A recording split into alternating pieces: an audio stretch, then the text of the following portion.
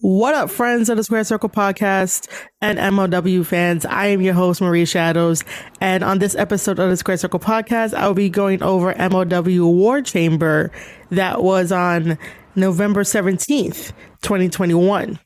Again, I'm catching up on all of my podcasts that I missed and breaking it down for you like I usually do. Again, thank you for listening to wherever you are around the world. We're definitely picking up steam, and I definitely appreciate everyone that listens, shares, retweets, puts a comment, anything at all on these podcast episodes. It means so much to me. And thank you for listening to these podcast episodes either on Apple, Spotify, Google Podcasts, wherever you get your podcast episodes from. And if you are from the YouTube side, thank you so much for listening and giving me the views over on YouTube. I highly appreciate it. So for this episode, it will only be about MLW War Chamber, the main attraction that MLW has been building up for about 2 years. It comes to a head. It is MLW versus Contra. This happens right after Hammerstone defeated Jacob Fatu at MLW Fightland, which I was there personally to witness, and that was an amazing battle. Both Jacob Fatu and Hammerstone are amazing athletes in this business. Now it all comes down to MLW War Chamber. Who do you got? Do you have MLW winning or do you have Contra winning? What alliances have you picked for this main event? So for the past 2 years, Contra has definitely been dominant in MLW. That was evident when Jacob Fatu still had the MLW World Heavyweight Championship title around his waist. Nobody could take that belt off of him except for MLW's own Hammerstone. So, personally, my pick is on Team MLW rather than Contra. I love Contra. I love what they do. They have that edginess, they have that don't give a fuck attitude, and they're gonna take whatever they want whenever they want by kicking people's asses and taking their names later. However, MLW has the nicer side, the babyface side, as we all say. And they're here to reclaim MLW and take it out of the reign of Contra. And that is why we are here at War Chamber, because as soon as Jacob Fatu lost the MLW World Heavyweight Championship title, this is the best option because it wasn't his fault. Fatu just seriously underestimated Hammerstone, and the power and will and ambition of Hammerstone came through that night in MLW Fightland in order for him to pick up the 1, 2, 3. Now, that was definitely a war. And then this War Chamber is definitely topping that match with everyone in it.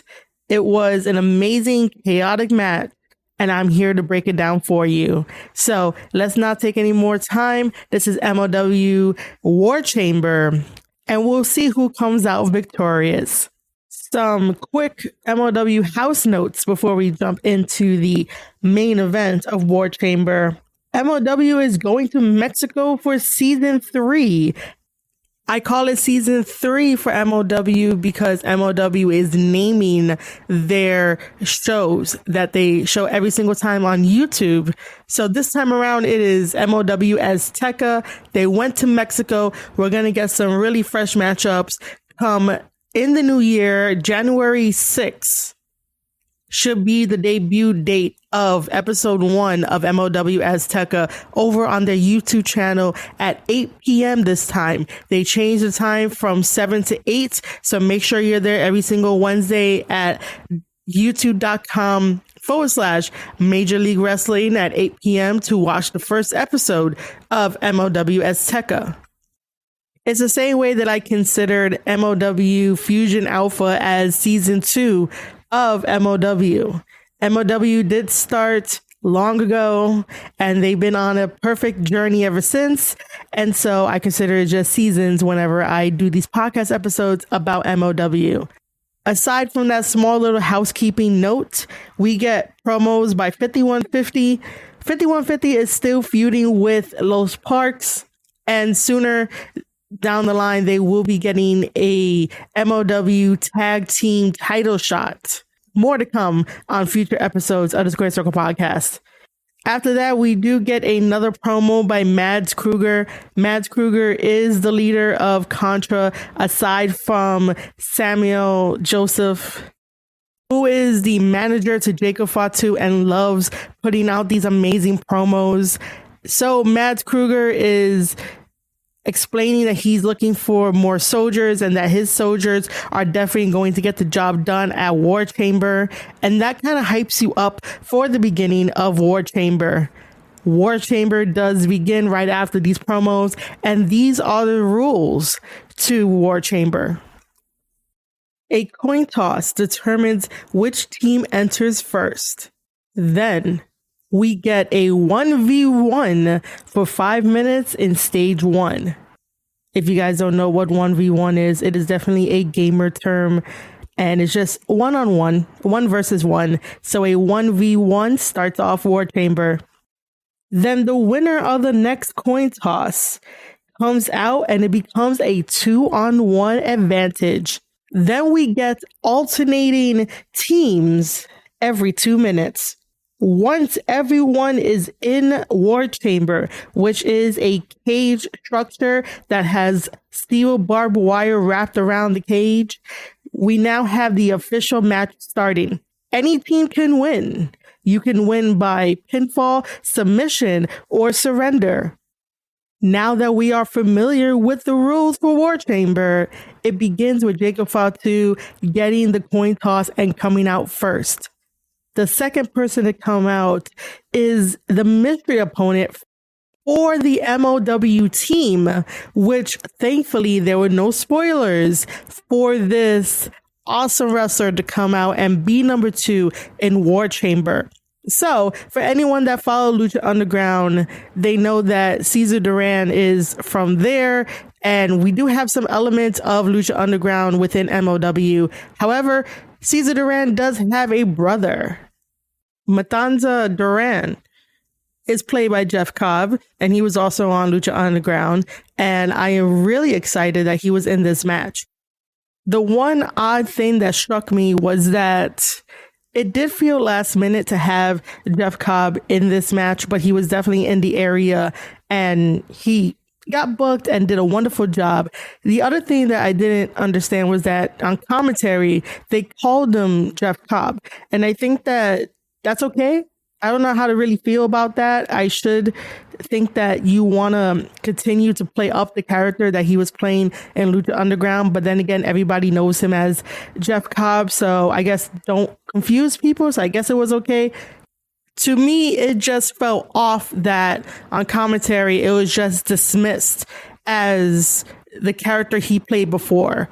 But then again, Jeff Cobb is in his Jeff Cobb gear. So like I said, it probably would have been confusing. It's not a big deal, but I was just a little confused when I was hearing commentary talk about Jeff Cobb rather than the brother to Cesar Duran, you know. But regardless, Jeff Cobb gets in this match and he's giving Jacob Fatu a run for his money. I never thought that I would want to see Jacob Fatu versus Jeff Cobb in a very regular wrestling match until I saw this match. They are really two great athletes and they definitely have a lot to prove. And especially with marking their territory, they feel like larger than life characters where you have Jacob Fatu on the front of Contra being like, boy, you don't go here. And then you also have Jeff Cobb of, I'm a big man and I'm going to come and mark my territory and beat the shit out of you. And that's what both of them did. They beat the shit out of each other until the next wrestler came in the match. Remember, this isn't even the start of the match. This is just like a prelude until we get all guys in here and then we start the match. The next competitor to head out and go to the ring is SENTAI Death Squad member number 1. We don't know his name. We don't know what he looks like. He has a mask on, but he's a pretty tall dude who can handle his own. And now it is a 2-on-1 advantage. Contra has the lead. MLW needs one of their own guys to come out next, and hopefully they do. However, Sentai member number 1 did a powerful sidewalk slam to Jeff Cobb and asserted his dominance while they waited for member number 2. And member number 2 of the MLW squad comes out to be Savio Vega. Savio Vega is known. He is a legend, a Puerto Rican legend in this business. And I'm glad that he is on MLW getting the time and recognition that he deserves. He comes out with his kendo stick and starts beating the shit out of people with his kendo stick. I don't know who would win in a kendo stick fight if we had Savio Vega versus Tommy Dreamer. And if you guys want your input into who might win that match, just make sure to leave me a comment anywhere on social media. You should be following me at Maria_Shadows on Twitter. So if you want to get in that conversation, go ahead. Who do you think can win in a kendo stick fight, Savio Vega or Tommy Dreamer?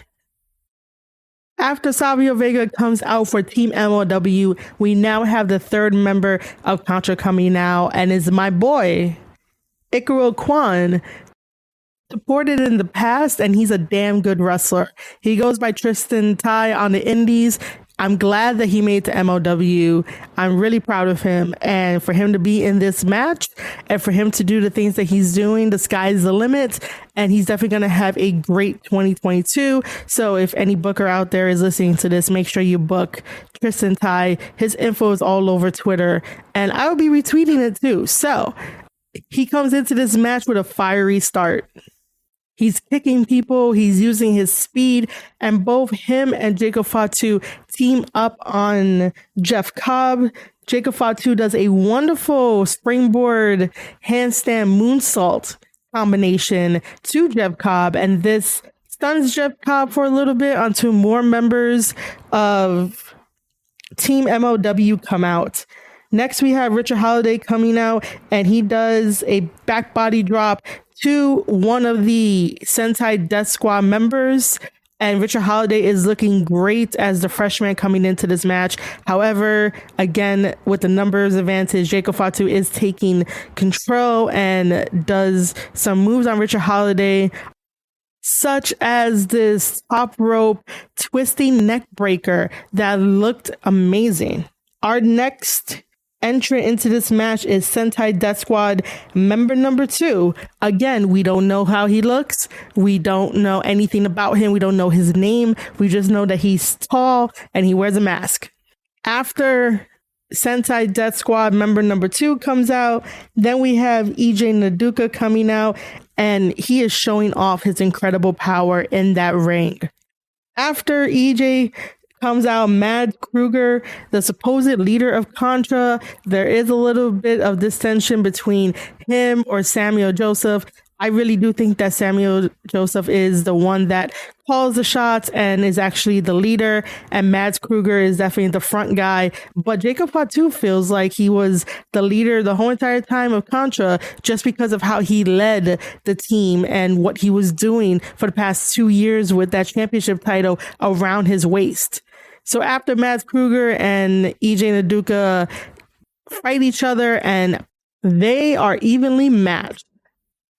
And last but not least, MLW's savior Hammerstone comes out last, and he makes his way down to the ring. However, there are 2 guys that got thrown out of the cage, which, by the way, does not mean anything. They're still in this match. And one of them decides to attack Hammerstone before he can enter inside the cage. And Hammerstone is ready. He throws powder in the guy's eyes. And that's really a dirty trick, but it works every single time. So now that all members from Contra and MLW are in this cage, the real match now begins. Hammerstone is definitely asserting his power and his dominance and does the nightmare pendulum on Mads Krugger, shaking the whole entire ring. And now we have the face-off again of Jacob Fatu versus Hammerstone. During MLW Fightland, it should be noted that accidentally during their match, Jacob Fatu versus Hammerstone, Hammerstone tweaked his ankle. While the doctors did clear him to wrestle and said you can, they advised him not to wrestle and to rest his ankle. But this match meant too much to Hammerstone, and he definitely overcame that and still wrestled. However, Jacob Fatu knew that Hammerstone's ankle was still bothering him. So that's the first thing he did. He went to attack the ankle. He did an ankle lock to Hammerstone, and he knew that that could be the possible way for having Contra win the match via submission. But Team MLW is not going to allow Hammerstone to tap out. So Richard Holliday came in and broke it up, and Hammerstone safely moved to the side to recover a little bit before he started to unleash his power on everyone else. Then we get a little bit of this tension between Fatu and Mads Krugger, where there was a couple of spots that had miscommunication in it. One of the members on Team MLW had pushed Jacob Fatu into Mads Krugger. Mads Krugger looks down at Jacob Fatu as like, what are you doing? And that's where the trouble starts. Jacob Fatu was going to do this moonsault off the ropes, and instead of hitting the guy that he wanted to hit, Mads Krugger was in the way, and the moonsault landed on Mads Krugger. And again, miscommunication forms. So Team Contra really isn't on the same page at this moment. And this allows Hammerstone to have a little bit of a quarrel with Ikuro Kwon and gets Ikuro up into a torture rack and does a torture rack to Ikuro. And Ikuro says that he gives up. He taps out. And this allows Team MLW to pick up the victory in this War Chamber chaotic match. And I really appreciate that a pay-per-view that's surrounded by a War Chamber-like match, which is different from having like a Hell in a Cell or the 3 stages of Hell or any type of cage match, is different, and it means something. And it means that feuds and bad blood can definitely be the end goal when we get to a match like this. And that's what I appreciate about MLW when they do certain type of storylines. When it comes to the last straw, how are these guys going to settle it? They're going to settle it in a match called War Chamber. Again, Team MLW is victorious over this, and they celebrate on top of the ramp. However, inside the cage, there goes that miscommunication, the stubbornness, the emotions all over the place with this. So Mads Krugger and Jacob Fatu are in each other's faces, and they don't like what happened, even though the loss was Ikuro Kwon's fault. And Ikuro is trying to be the voice of reason between these two big men, but that's not going to happen. Mads Krugger goes and face palms Jacob Fatu, even slapping him. And this has a fight breaking out. You don't disrespect Jacob Fatu like that and not get away with some type of beating. So Jacob Fatu is fighting Mads Krugger, and then he also beats the shit out of Ikuro Kwon too for getting in the way. And again, it's just emotions running wild. And that's what happens when things are taken a little too far and blame is to be put on somebody else other than the group as a whole, and working at the beginning and the foundations to make sure that your team is 100% when you guys come back and want to take over MLW again. But even though this implosion happened with Contra, I still believe that Contra will come back to MLW. Just give it time. But right now, Contra is definitely no more for what I can see on the surface level, and they have definitely went their own ways. It was a good run for now, but there's always a chance of a team rebuilding, reforming, and reclaiming what was once theirs.